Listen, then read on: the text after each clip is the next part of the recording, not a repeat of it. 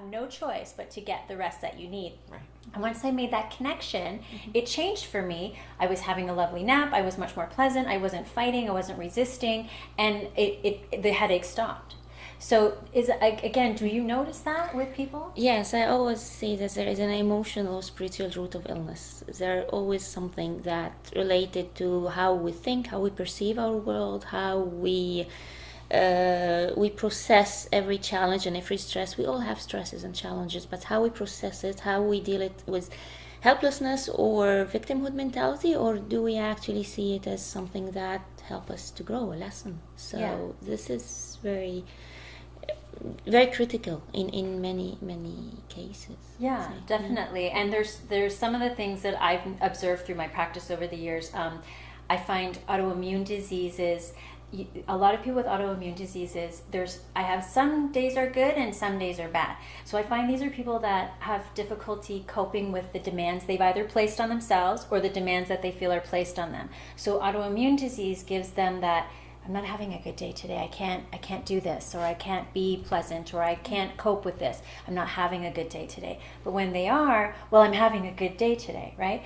Versus something like, I have a client right now I'm working with who's anorexic.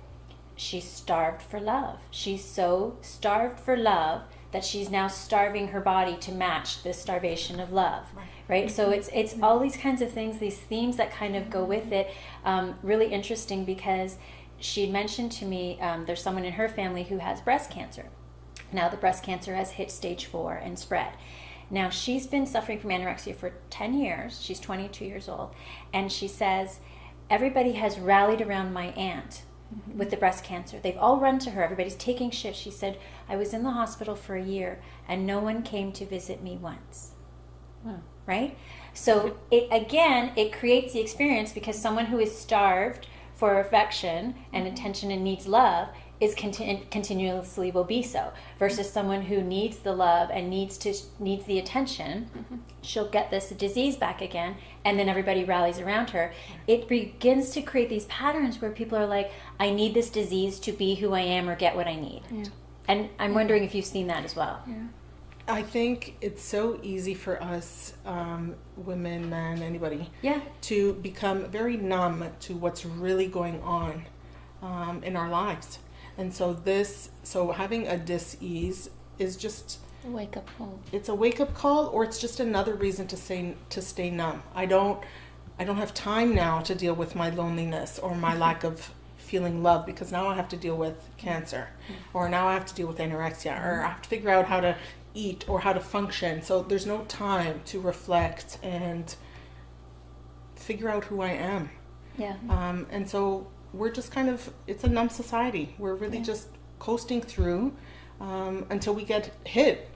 And sometimes we get hit with cancer or an autoimmune disease, and it wakes us up, and now we want to discover who we are and what we want and what we've been missing in our lives. And other times it's just, I need to get through this cancer so that I could go back and do the thing that got me the cancer in the first place. Exactly. Like, what the heck? Exactly. Right? Because we run the patterns again. The point that you made is very critical here, is because when we say this, some people misunderstand it as this, we created our disease. So it's very important to stress on the fact that no self-blame, no at all. So we it's not that we created disease, it's just we have to connect. As you said, we're numb. We need to connect more to our body signs, to listen to our heart, to our body, and so we can understand what's going on. It's not just we created that. Yes, absolutely. And I wouldn't want anybody to walk away thinking I'm telling you it's your fault that you have this. What I mean by that is that through not listening to the signs of our body, these things will develop, and it's not that you want it or you create it, because I know that it's not what people intend to be sick, but it's just the way that sometimes these are the things that happen or present themselves for us in order to support some of the patterns that we're running. And the beliefs that we may have about ourselves, that what we can't cop out to, I can't cope with this. We're not allowed not to cope here in our society. It's not acceptable, really, that we shouldn't be able to do it. We're a very much a yes society. Like, what do you mean you can't do it? Find a way. I do it all the time. I'm like, there's got to be a way for this to get done. There's got to be a way, right? So we're not really okay with the word no. No, It's we're really not. a bad word for a lot of us. We're not. And the other one is the F word, feel. We are not okay. Yeah, that's the F word in my world. Feel, right? Even I could coach for years. I could coach a lot of people. People ask me about my feelings. I'm like, I don't want to talk about that. I don't want to go there. I can help you with your feelings. We don't need to talk about mine. Right? So because feeling can be uncomfortable, and that's what happens with disease. We don't want to feel the discomfort. So it's what can we do? What quick drug can we take? What quick fix can the doctor give me so that I don't have to feel it? But the feeling is there to help us. Yeah? Yeah. You're seeing the same things. Yes, yeah, sure. Absolutely. Now, when you're, what's the look of your practice right now? What are you seeing the most of in terms of disease coming towards you? Is there a trend that you see at all, or something more than the other? So my practice is just beginning. I'm just kind of starting out with the clientele. I spend a lot of time with breast cancer graduates and people going through treatments. But so my clientele, so right now I have, some clients who have had breast cancer and others who are just really stressed out. And I had a client a couple of weeks ago said, you just need to get rid of my headache. And in conversation and in the treatment, so many other things have come up, emotional stuff, relationship issues.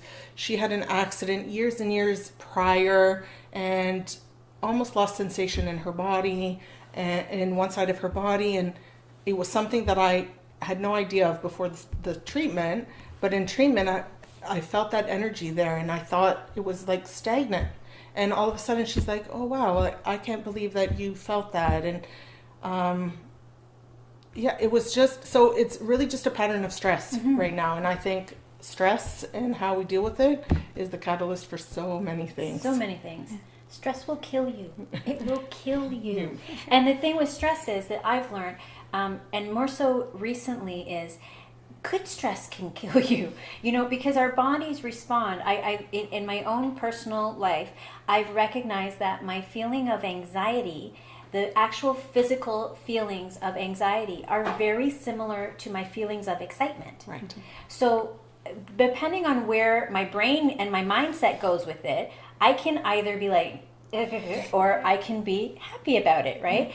And even in like love situations, so I noticed that I would get almost anxious in a situation where I was feeling love because it created the same physical symptom for me, like the butterfly in the stomach. So you could call that a butterfly in your stomach, or you could call it a knot in your stomach. Like you just know there's something going on down there. So I think that also people don't realize that good stress can also take a toll on you, on your body. It's still stress, right? Because maybe you can explain this a little bit more, but physiologically it starts to take a toll on your adrenal system and the chemical reactions that go on. It still causes that reaction in your body. It's still the same reaction, yeah. And the body doesn't differentiate if it's real stress, real threatening out there, or it's just something that we perceive into our minds. It's the same reaction go on, the same chemical are secreted, the same cortisols that raise our blood pressure, raise our blood sugar level, and the depleted energy, the fatigue, the mental fog, all these symptoms are the same. Which leads me to my theory as to why men run from love. Because it's like, they're like, oh God. Because they're actually feeling a good stress. Now, some women are runners too. We've seen Runaway Bride, we know. But generally speaking, with emotion, a lot of times for men, they run from that because it's the same kind of feeling. That's my theory. Yeah. Or we can leave it to be tested. Or it's feeling in general. Yeah. Right? If it's an emotion or a sensation we're not comfortable with, we run. And then again, we go back to that wall. It's fight or flight, numb. right? Yeah. It's your fight or flight reflex that says, okay, what do I do with this? Yeah. Do I fight it? Do I flight from it? What do I do from this? So yeah, definitely just wanting to let people know to get more in tune with their bodies and to understand, really get to know your body. I partnered with a functional medicine doctor about 3-4 years ago, and one of the greatest gifts that he gave me was the awareness of my body and to learn to guide it myself. Because as a doctor, in any capacity, the doctor is going based on what you tell them, right? And so they can only, based on their expertise, their experience, their knowledge, their own personal experience, they'll then make an assessment. I mean, some things are cut and dry with testing, but other things are sort of a, well, let me treat the symptoms and see how it goes type of thing. But when you really get connected with your body, which I did, is it really empowered me to say, I need this, I need that, and I need, because I know now that, you know, going towards that time of the month that my iron levels drop a little bit, I need to take a little bit of an iron supplement. That I can tell that, because I suffer a little bit from my thyroid, when my voice starts to drop and my throat's slightly sore, I realize I'm doing too much and I need to boost that up a little bit. So to really get in tune with your own body is, if I could give one piece of advice to people, is really get to know who you are and know your feelings, because it makes such a huge difference in how you can heal yourself and embrace your own healing. Now, Awareness is, sorry. yeah, no, go ahead. Yeah, awareness is the first step in healing. Yeah. So being aware of what's going on, this is the first step. Yeah, you can't fix what you don't know. Yeah, exactly. Right. So it really does help. Now, what would be the second step? Now that you've called step numbers, Okay. I'm gonna put her on the spot. Well, I believe in both sides. So I believe that no supplements or herbs can fix a woman's broken marriage or broken heart. Right. But at the same time, if the biochemistry of the body is not functioning properly, all the emotional healing won't fix it. We need both sides. Yes. So we need to go both directions. We need to see what's going on. And I don't really like labels. We're now expert at labeling our disease. Yes. But we failed miserably at healing them. So it's not about labeling. It's about seeing what part is not functioning properly. As you said, a functional Yes. medicine practitioner is. This is what they do. It is what we do in functional nutrition. What function is not working properly and how to boost this. Yes. With biochemistry, with supplements, with herb, with nutrition, and with the emotional and spiritual healing, both sides. That's a really good point that you made about the labeling, because once you begin to identify with a condition or a disease, your body's physiology now adapts to support that label.